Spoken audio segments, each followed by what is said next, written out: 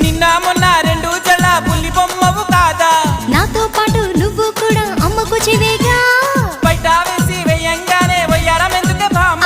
కొంటి చూపులు ఎక్కువాయి విసమొచ్చినందుక నడుము చిక్కెనే నడక మారెనే ఇంత లోపల ఏమి జరిగనే మొదటిసారిగా ఆడపిల్లను చూసినట్టుగా మైకం నీకు తమలపాకు నమలి సొక్కు